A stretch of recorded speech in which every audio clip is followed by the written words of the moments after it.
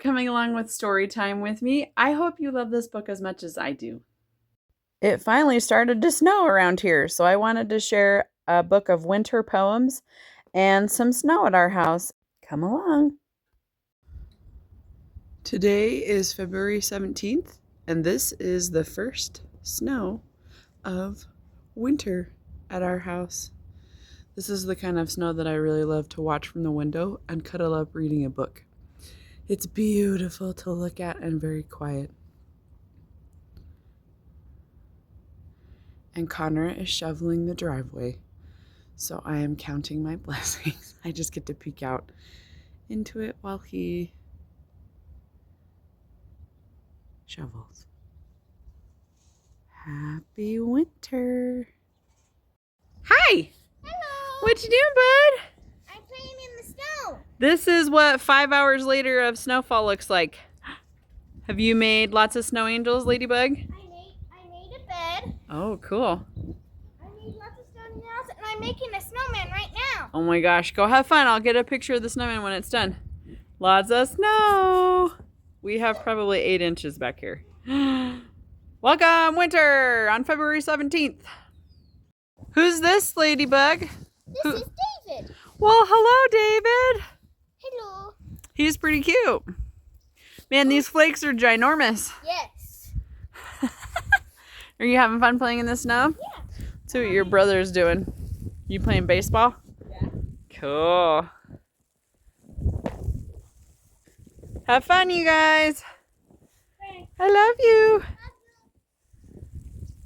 Winter Poems by Barbara Rogasky, illustrated by Trina Shart Hyman. Why this book? There are several reasons. First, I love winter. In cities, cold makes the air smell better and the streets look cleaner. Snow quiets the busy racket of every day and slows things down. In the country where I live, all the seasons are beautiful, but winter is the best. A hard walk with breath, a frosty cloud is much more refreshing than a sweaty walk in the hot sun. The color and light over snow's whiteness and are ever-changing and glorious. Second, I love poetry. A poem is a kind of miracle of words. It can tell a story, flash scenes and images into the mind's eye, and use many fewer words than any other kind of writing. Try putting down in prose what skiing or cat on a night of snow is about. It'll take a lot more than words than the poem does. There's music in poetry too. Read the bells or a winter piece aloud. The rhythm is there. To find the 25 here, I read reams of poems. Some were written as recently as last month, others thousands of years ago. The newest in this book is by a friend of the artist from a book written for his wife, David Carradine's Waiting for Birds from the Nani Poems. The oldest was first printed over 1,000 years ago. Moon appeared in a collection ordered by Emperor Daigo, of Japan in AD 905. There is a third reason for winter poems.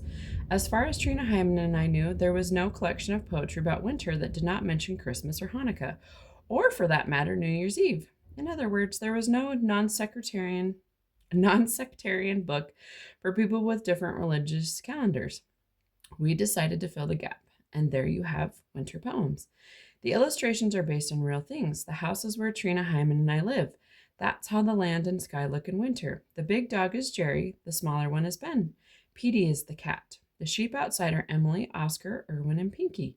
The little boy is Trina's grandson, Misho.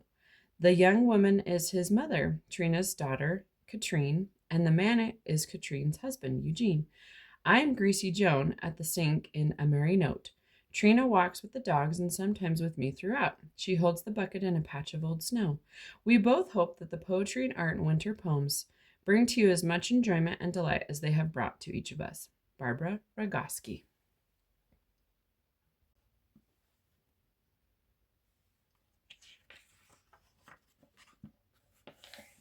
Something Told the Wild Geese by Rachel Field. Something told the wild geese it was time to go. Though the fields lay golden, something whispered, snow.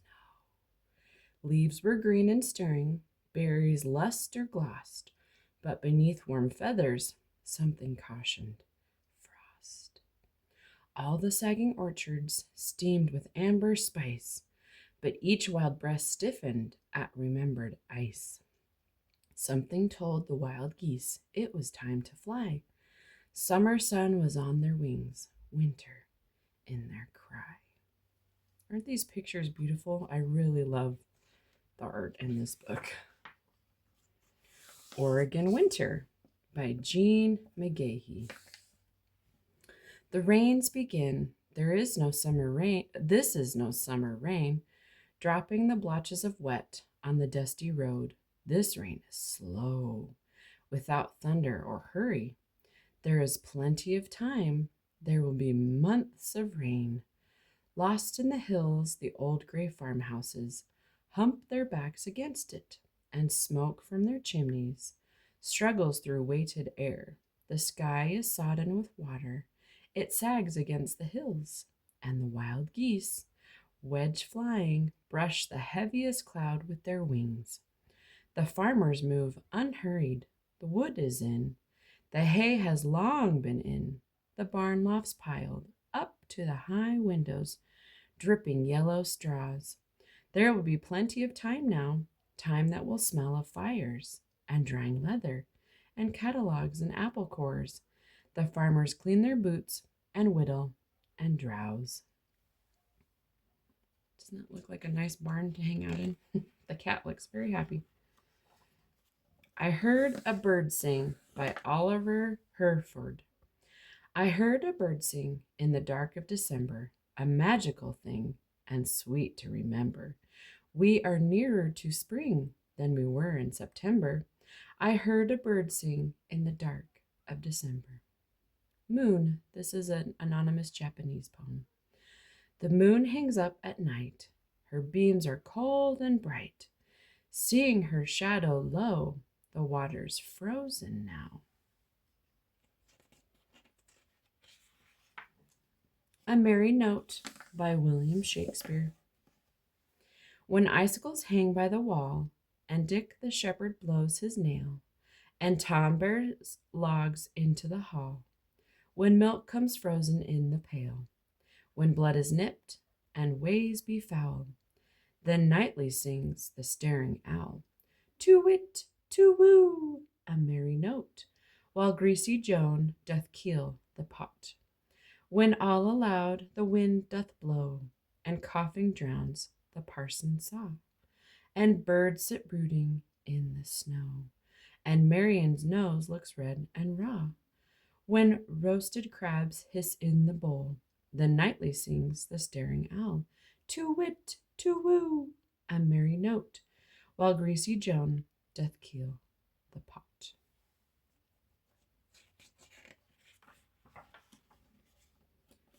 Snow Toward Evening by Melville Cain. Suddenly the sky turned gray. The day, which had been bitter and chill, grew soft and still. Quietly, from some invisible blossoming tree, millions of petals, cool and white, drifted and blew, lifted and flew, fell with the falling night. From Snowstorm by John Clare. What a night! The wind howls, hisses and but stops, to howl more loud, while the snow volley keeps incessant batter at the window pane, making our comforts feel as sweet again. And in the morning, when the tempest drops, at every cottage door mountainous heaps of snow lie drifted, then all entrance stops, until the broom and the shovel gain the path and leave a wall on either side.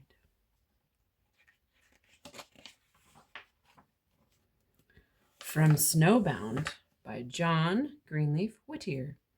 We looked upon a world unknown, a nothing we could call our own. Around the glistening wonder bent the blue walls of the firmament. No cloud above, no earth below, a universe of sky and snow.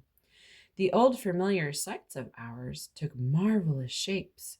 Strange domes and towers rose up where sty or corn crib stood, or garden wall, or belt of wood. A smooth white mound the brush pile showed, a fenceless drift, what once was road. The bridle post an old man sat, with loose flung coat and high cocked hat. The well curb had a Chinese roof, and even the long sweep, high aloof, in its slant splendor, seemed to tell of Pisa's leaning miracle. They look like they're having so much fun in the snow. My kids were out in the snow all day, every day, the 3 days we had snow this winter. From 13 Ways of Looking at a Blackbird by Wallace Stevens. Among 20 snowy mountains, the only moving thing was the eye of the blackbird. Icicles filled the long window with barbaric glass. The shadow of the blackbird crossed it to and fro. It was evening all afternoon. It was snowing, and it was going to snow. The blackbird sat in the cedar limbs. This is what I like to do when it's snowing. Just look outside and enjoy the snow. So quiet and so still. From A Winter Piece by William Cullen Bryant. Come when the rains have glazed the snow and clothed the trees with ice, while the slant sun of February pours into the bowers a flood of light. You might deem this spot the spacious cavern of some virgin mine, deep in the womb of the earth where the gems grow, and diamonds put forth radiant rods and bud with amethyst and topaz, and the place lit up most royally with the pure beam that dwells in them.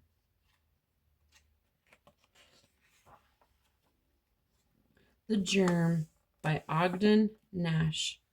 A mighty creature is the germ, though smaller than a pachyderm. His customary dwelling place is deep within the human race.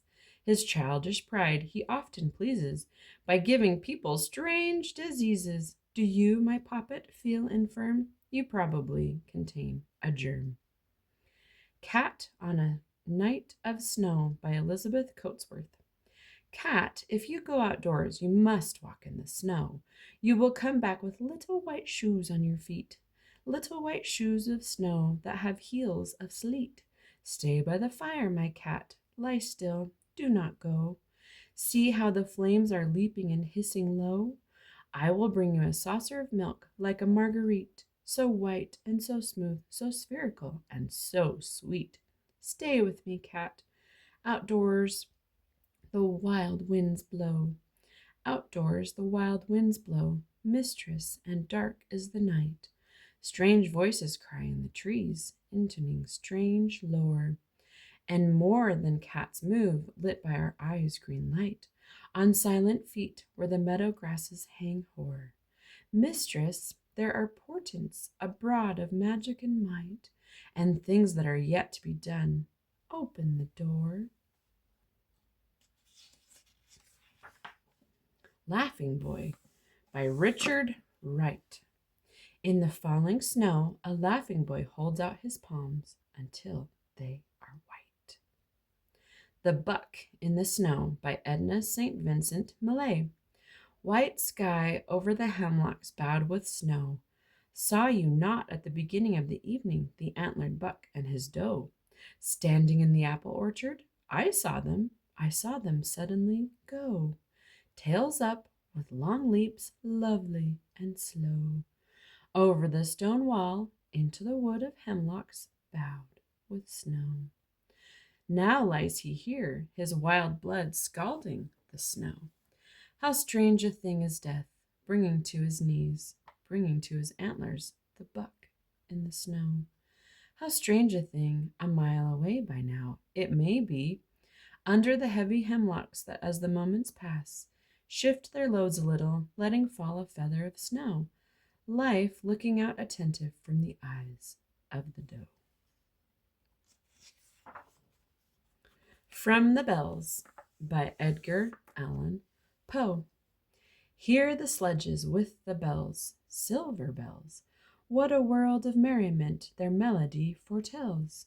How they tinkle, tinkle, tinkle in the icy air of night, while the stars that oversprinkle all the heavens seem to twinkle with a crystalline delight, keeping time, time, time, in a sort of runic rhyme, to the tintinnabulation that so musically wells from the bells, bells, bells, bells, bells, bells, bells, from the jingling and the tinkling of the bells. Night by Sarah Teasdale.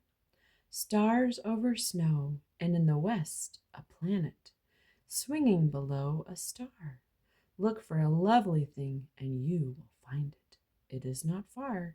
It never will be far. Winter Dark by Lillian Moore. Winter dark comes early, mixing afternoon and night. Soon there's a comma of a moon, and each street light along the way puts its period to the end of day. Now a neon sign punctuates the dark with a bright, blinking, breathless exclamation mark. From the Prelude by William Wordsworth. All shod with steel, we hissed along the polished ice in games. So through the darkness and the cold we flew, and not a voice was idle with the din.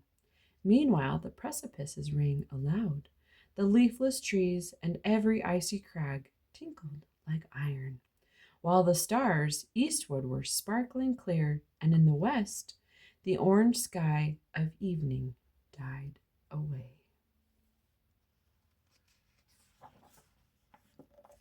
Velvet Shoes by Eleanor Wiley. Let us walk in the white snow, in a soundless space, with footsteps quiet and slow, at a tranquil pace, under veils of white lace. I shall go shod in silk, and you in wool, white as a white cow's milk, more beautiful than the breast of a gull. We shall walk through the still town in a windless peace. We shall step upon white down, upon silver fleece, upon softer than these. We shall walk in velvet shoes wherever we go. Silence will fall like dews on white silence below. We shall walk in the snow. Skiing by Marchette Chute. I'm very good at skiing. I have a kind of knack, for I can do it frontways and also on my back. And when I reach the bottom, I give a sudden flop and dig myself in sideways, and that's the way I stop. I don't know how to ski, but that's definitely how I would be skiing, in a flop. Waiting for Birds by David Carradine. 2-day-old seed-filled bird feeder hanging from the porch. Having birds come fills our home with what is outside our home, as much a part of our lives as the furniture we sit in, food we eat, books we write, waiting for the birds to come. From Snow in the Suburbs by Thomas Hardy. A sparrow enters the tree, whereupon immediately a snow lump, thrice his own slight size, descends on him and showers his head and eyes, and overturns him, and near and turns him, and lights on another twig, when its brush starts off a volley of other lodging lumps with a rush. A Patch of Old Snow by Robert Frost. There's a patch of old snow in a corner that I should have guessed was a blow-away paper the rain had brought to rest. It is speckled with grime, as if small print overspread it. The news of the day I've forgotten, if I ever read it. An Awful Tempest by Emily Dickinson. An awful tempest mashed the air. The clouds were gaunt and few.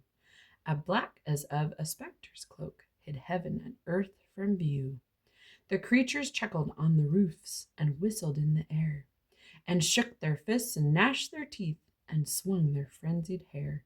The morning lit, the birds arose, the monsters' faded eyes turned slowly to his native coast, and peace was paradise.